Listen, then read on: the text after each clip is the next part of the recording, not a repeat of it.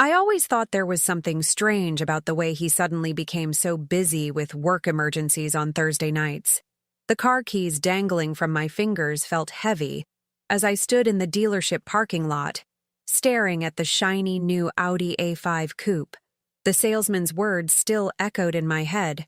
"Your husband said you'd be thrilled with the surprise, Mrs. Harrington. He mentioned how you'd always wanted a convertible. Except I hadn't. Ever. And this wasn't my car." The registration papers in my other hand told a different story. The car was registered to one Sophia Martinez, a name I'd seen flash across my husband Richard's phone more times than I could count. The same name he'd dismiss with a casual, "just a colleague," whenever I asked. "Would you like me to show you the features?" The salesman's eager voice broke through my thoughts. He had no idea he was witnessing my marriage crumble in real time. I smiled, the kind of smile that doesn't reach your eyes. "Actually, I'd love to take it for a test drive. 23 years of marriage, 3 children we raised together, a mortgage nearly paid off. And here I was, holding the keys to his betrayal. Literally. I slid into the butter-soft leather driver's seat, inhaling that distinct new car smell mingled with something else. Perfume. Her perfume. My hands trembled as I adjusted the rearview mirror and saw my reflection, a 48-year-old woman with graying temples and tired eyes looking back at me. Is this what being replaced feels like? I started the engine, feeling its quiet power beneath me. Richard had always insisted we buy practical family cars. "No need for luxury when we have college tuitions to save for," he'd say. Yet here was a $70,000 vehicle he'd purchased for another woman. As I pulled out of the dealership, I remembered the conversation we'd had just last week when I mentioned wanting to book a weekend getaway for our upcoming anniversary. "Finances are tight this quarter, Elaine," he'd said, not looking up from his laptop. "Let's revisit this in a few months." The memory made me grip the steering wheel tighter. Tears blurred my vision, but I blinked them back. No, I wouldn't cry. Not yet. How did I end up here? This morning had started like any other Tuesday. I'd made breakfast for Richard. Scrambled eggs with chives the way he liked them. Whole grain toast. Freshly squeezed orange juice.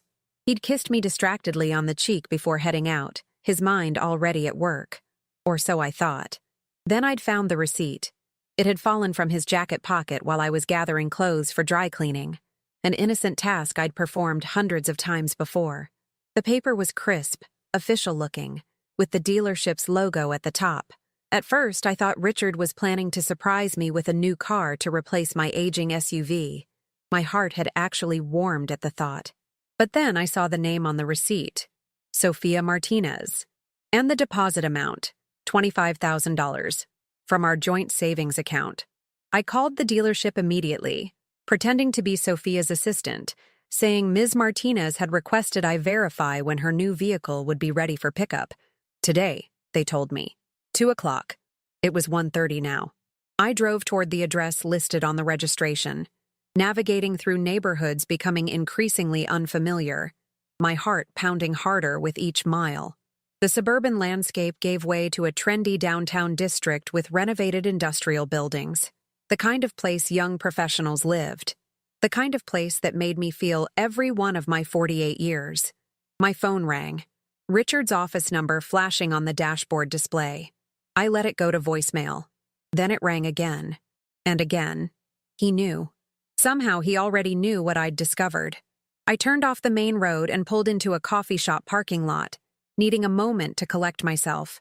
My hands shook as I checked my phone. 3 missed calls from Richard, 2 from unknown, and a text message that simply read, "Please call me. It's not what you think." Not what I think?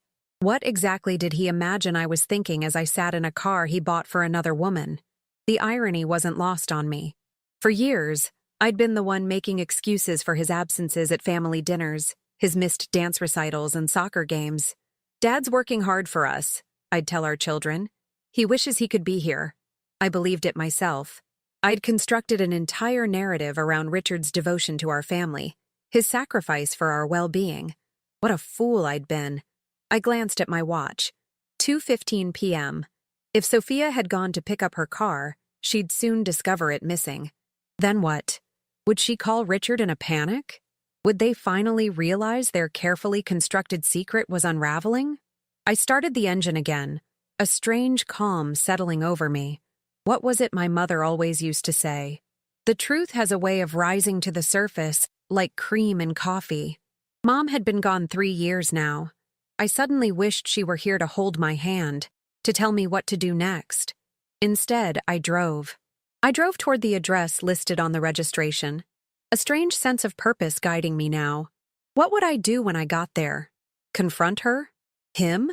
I hadn't thought that far ahead. What I did know was that after decades of being the supportive wife, the dutiful mother, the woman who built her schedule around everyone else's needs, I was finally driving my own path. And ironically, I was doing it in the car my husband had bought for his mistress. The apartment building was sleek and modern, all glass and steel with a doorman standing watch in a crisp uniform. Apartment 1107, according to the registration. I parked across the street, the Audi suddenly feeling like a costume I was wearing, a role I was playing in someone else's life. From the car, I called Richard's office. Harrington and Associates, how may I direct your call? The receptionist's voice was cheerful, oblivious to the storm brewing. This is Elaine Harrington. I need to speak with my husband. Oh, Mrs. Harrington. Mr. Harrington is in a meeting. Would you like me to— Is he now? I replied, voice steadier than I felt. That's interesting because I'm looking at his car in the visitor parking of the Monarch Apartments. Silence. Then, I'll transfer you to his line. While waiting, I scrolled through our shared bank accounts on my phone. There it was, a wire transfer for $6,800 labeled Investment Opportunity. 3 days after that, a jewelry purchase at Tiffany's for $4,200. And monthly transfers of $3,000 to an account I didn't recognize going back 8 months. 8 months. While I was nursing my mother through her final stages of cancer, driving our youngest to college tours, managing our household, he was building a parallel life.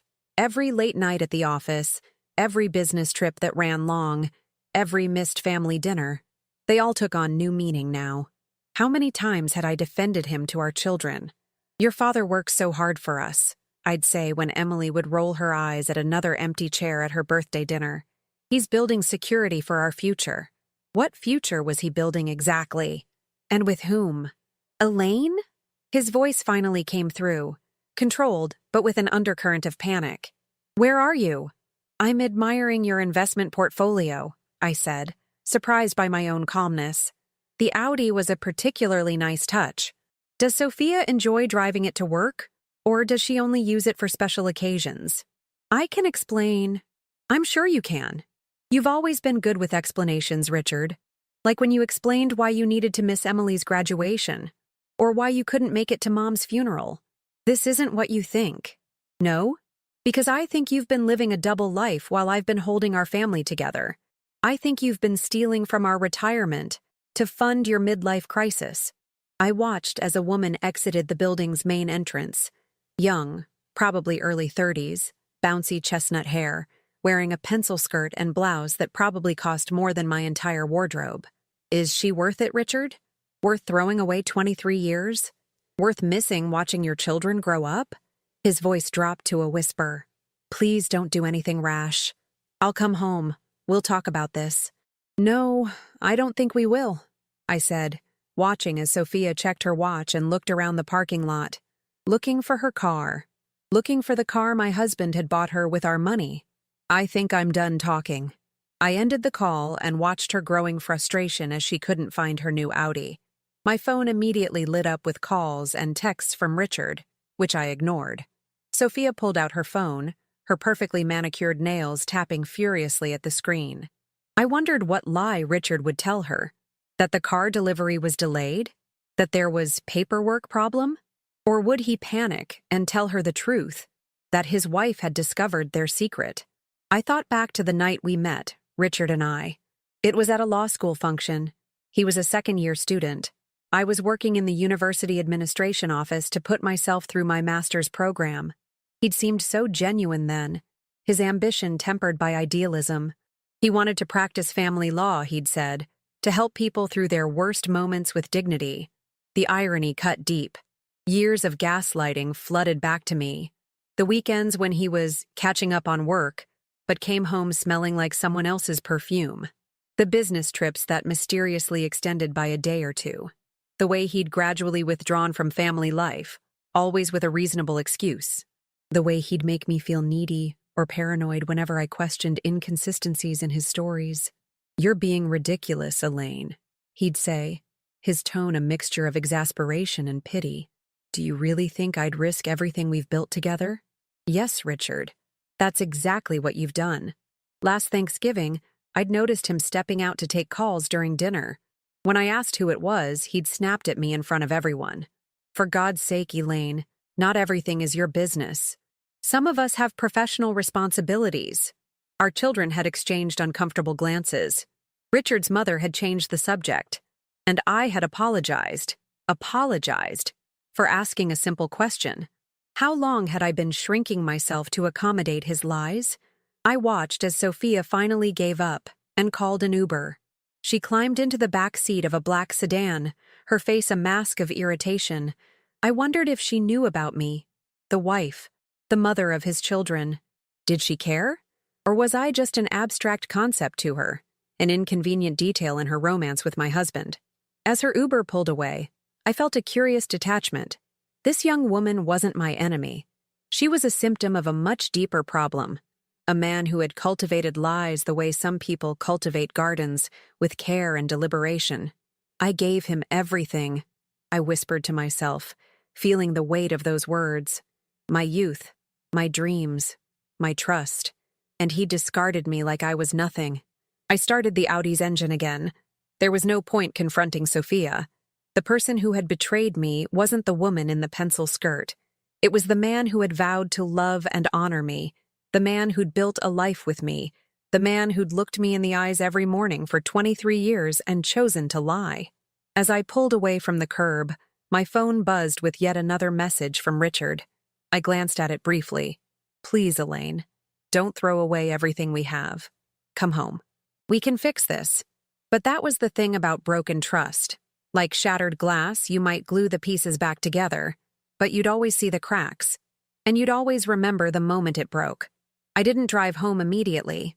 Instead, I found myself at Lakeside Park, sitting on a bench overlooking the water, the keys to Sophia's car still in my hand. My phone continued to buzz with Richard's increasingly desperate messages. "Please, come home so we can talk. This isn't what it looks like. Don't do anything you'll regret."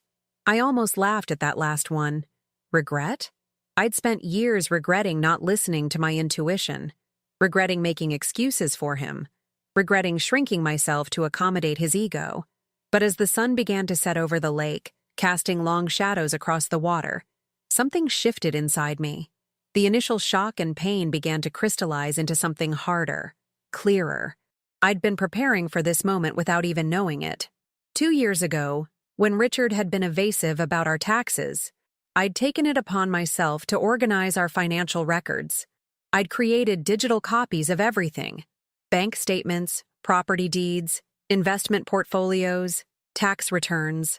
I'd done it to be helpful, to be the ever-efficient wife. "You're being paranoid," Richard had said when he caught me scanning documents late one night.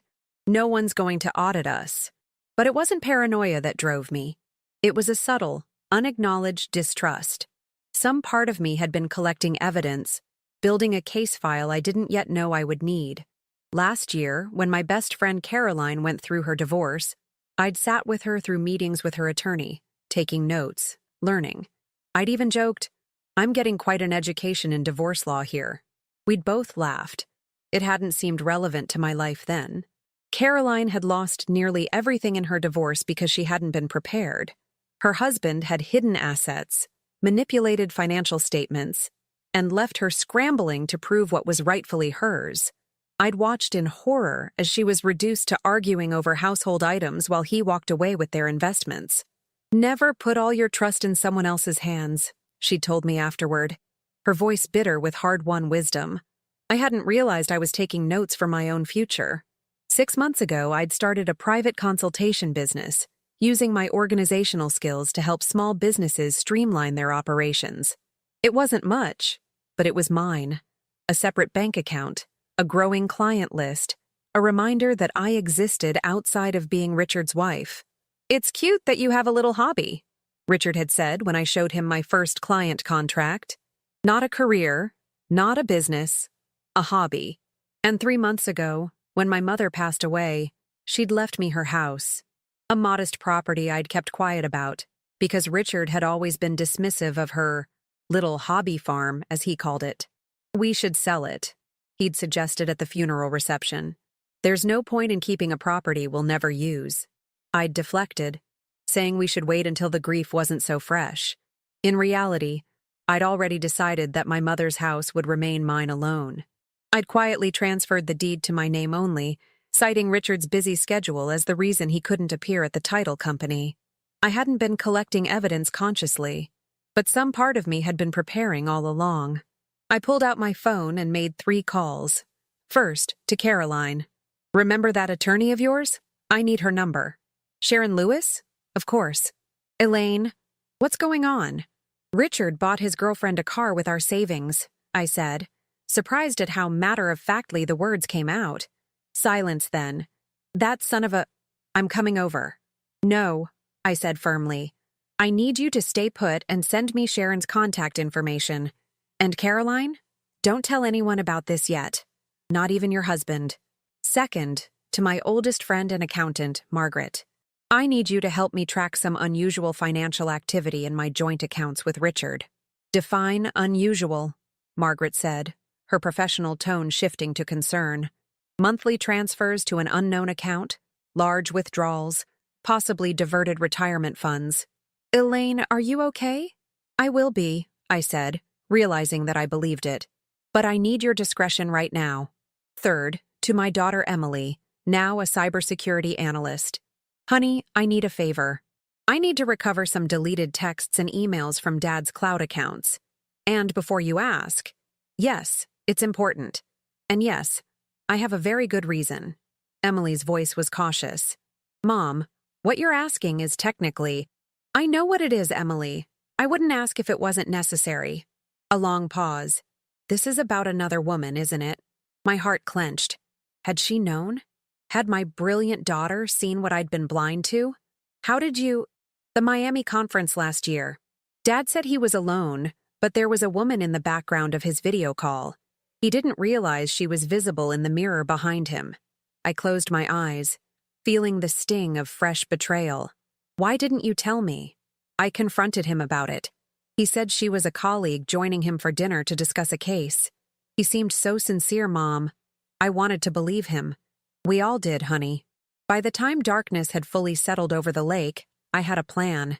Not born from rage or impulse, but from a cold, clear understanding of what needed to be done. I drove Sophia's car back to the dealership and approached the salesman who had helped me earlier. "There's been a misunderstanding," I told him, sliding the keys across his desk. "My husband made this purchase without proper authorization on our joint accounts. I'll need all the paperwork associated with this transaction." His eyes widened. "Mrs. Harrington, I would hate for your dealership to be implicated in financial fraud." I finished for him. "I understand. So let's make this simple." An hour later, I had copies of everything. The purchase agreement with Richard's forged signature where mine should have been, the financing papers, even the security footage showing Richard and Sophia selecting the car together. As I drove home in my practical 7-year-old SUV, I realized I wasn't going back to confront him. I was going back to collect what I needed before he realized how much trouble he was truly in. Richard once told me I was too trusting. It was the one time he'd been honest with me. But that trust had died today. In its place was something new, a resolve as hard and clear as diamond. Richard was pacing our living room when I arrived, his face pale, tie loosened. He rushed toward me. "Elaine, thank God." "Where have you been? Where's the car?"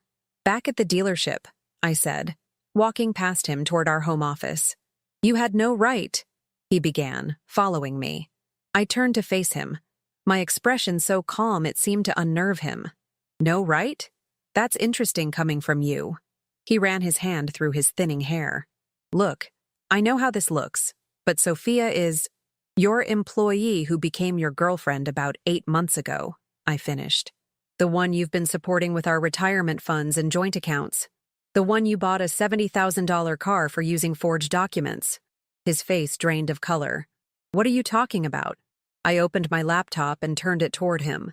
On screen was a spreadsheet detailing every suspicious transaction from our accounts over the past year.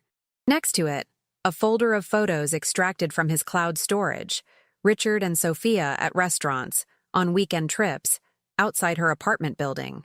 How did you— That's not important, I cut him off. What's important is that I've already spoken with Sharon Lewis. He frowned, not recognizing the name. She's the managing partner at Lewis, Goldstein, and Watts. They specialize in high-asset divorces and financial fraud cases. I watched his face as understanding dawned. They're particularly interested in the fact that you've been transferring money from your company's client trust accounts to fund your affair. His expression shifted from confusion to fear. That's a lie. I never touched client funds. I pulled out a stack of papers. Account statements, transfer records, highlighted and annotated by Margaret. Are you sure about that? Because the paper trail suggests otherwise. It seems your investment opportunity was actually funded by the Johnstone estate settlement, the one you were supposed to be holding in trust for their children's college funds. Richard's knees seemed to buckle as he sank onto the edge of the desk. That was temporary. I was going to replace it before the disbursement date. Temporary misappropriation is still misappropriation, Richard. It's still a crime. You'd destroy everything I've built? 30 years of my career? I didn't destroy anything, Richard. You did that all by yourself. I closed the laptop. I'm leaving now. I'll be staying at my mother's house. My attorney will contact you tomorrow regarding separation proceedings. Wait, he said, voice breaking. Please. We can work this out. I'll end it with Sophia. I'll get counseling. Don't do this. For a brief moment, I saw the man I'd fallen in love with. Vulnerable, sincere, desperate to make things right. But then I remembered all the lies, all the gaslighting, all the years of putting his needs above my own. I looked at him, really looked at him, for the first time in months. The man I'd once loved so deeply now seemed small, pathetic even, and I felt nothing. No rage, no heartbreak, just a profound sense of release.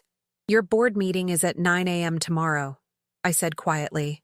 I'd suggest you prepare some explanations for the financial discrepancies I've highlighted. Oh, and don't bother trying to move money around tonight. The accounts are already frozen. You can't do this to me, he said, desperation turning to anger.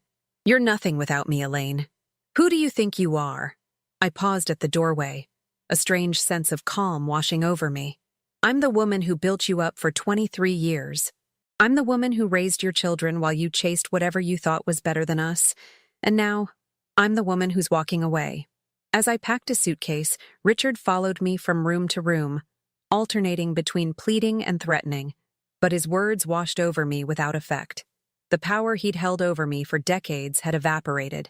I took only what was truly mine: clothes, personal items, family heirlooms from my side. The rest, the house we'd built together, the furniture we'd chosen, the artwork we'd collected, could be divided by lawyers. I didn't want any of it. Each item felt tainted by the lie our marriage had become. When I reached the front door, he made one last desperate attempt. If you leave now, you'll get nothing, he threatened. I'll make sure of it. I smiled, a genuine smile this time. Actually, Richard, I've already got everything I need. I left him standing in the doorway of our perfect house, watching as I drove away toward an uncertain but authentic future. By morning, Richard's partners had called an emergency meeting after receiving my evidence package. By afternoon, he was placed on administrative leave pending investigation. And by evening, when Sophia learned that her sugar daddy was about to lose his law license and possibly face criminal charges, she'd already removed all traces of herself from his life. He hadn't just lost me, he'd lost everything. But I was just beginning to find myself. 1 year later, I stood in the garden of my mother's restored farmhouse, now my home, cutting fresh roses for the dining table. The morning sun felt warm on my skin, and a gentle breeze carried the scent of lavender and thyme from the herb garden I'd planted in the spring. My consulting business had expanded enough to require 3 employees.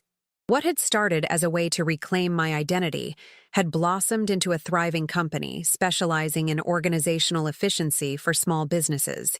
My clients valued my ability to create order from chaos, a skill I'd perfected during my years of managing a household while my husband built his career on sand. The divorce had been finalized 6 months ago, with the court awarding me 70% of our marital assets after evidence of Richard's financial misconduct came to light. The judge had been particularly unimpressed by his attempts to hide assets during the proceedings, another betrayal that had backfired spectacularly. My phone chimed with a text from Emily. "Flight landed. Be there in about an hour with the boys." Emily and her husband were bringing my grandsons for the weekend, a chaotic, joyful whirlwind of energy that would fill the old farmhouse with laughter. My son Michael would arrive tomorrow with his fiancée for the family barbecue we'd planned. Even my youngest, Jason, was driving up from college to join us. My children had stood by me throughout everything. Initially shocked and angry, they'd eventually come to understand that their father's choices had consequences. They maintained limited contact with him, more than he deserved, perhaps. But I never discouraged their relationship. His actions were his own burden to bear, not theirs. Richard's law practice had collapsed under the weight of the scandal. Last I heard, he was working as a paralegal in a small firm 2 states away. Sophia had long since moved on to another married executive. Sometimes I wondered if he regretted the choices that had cost him everything: his career, his reputation, his family. But those thoughts visited less frequently now, like distant echoes growing fainter with time. Caroline pulled into my driveway, carrying a bottle of wine and a folder of travel brochures. "Ready for our planning session?" she called out, embracing me warmly. "I'm thinking Italy in September. The Amalfi Coast, perhaps?" I laughed, arranging the roses in a crystal vase that had been my mother's. "Italy sounds perfect." We settled on the porch swing I'd installed last summer, overlooking the rolling hills that stretched toward the horizon. The property that Richard had once dismissed as that old woman's hobby farm had become my sanctuary, my fresh start. "How's the dating app experiment going?" Caroline asked, pouring us each a glass of wine. "I deleted it," I admitted. "It just didn't feel right." "Because of Richard?" I shook my head. "Because of me. I'm enjoying my independence too much to compromise it right now." Caroline nodded, understanding without judgment. "And the professor? James, wasn't it?" "We have dinner occasionally," I said, smiling. "He's good company. No pressure, no expectations. Just genuine connection. As for romance, I was dating again, cautiously, casually. The history professor from the local university shared my love of gardening and jazz. Our relationship unfolded slowly, naturally, built on mutual respect and genuine interest. No rush, no pressure, no losing myself in someone else's narrative. Later, as we sat on my porch watching the sunset paint the sky in shades of gold and pink, Caroline raised her glass. "To freedom." I clinked my glass against hers. "To recognizing your worth before someone else decides it for you." The evening breeze carried the scent of roses and new possibilities. I thought about the woman I'd been a year ago, standing in that dealership parking lot, keys in hand, heartbreaking, and marveled at how completely life could transform when you finally decided to take the wheel. Behind us, the farmhouse windows glowed with warm light, a beacon in the gathering dusk. Soon it would be filled with my children's voices, my grandson's laughter, the rich tapestry of a family bound by love rather than obligation. I realized that what I felt wasn't just contentment. It was something deeper, more profound. It was the peace that comes from living authentically, from refusing to make yourself smaller to accommodate someone else's lies. At 49, I was starting a new chapter. Not the one I'd planned, not the one I'd expected, but perhaps the one I'd always needed. I had lost a husband, but found myself. And in the end, that was the most valuable discovery of all. The key that had unlocked Sophia's car had ultimately unlocked my freedom. Sometimes betrayal is just the beginning of the journey back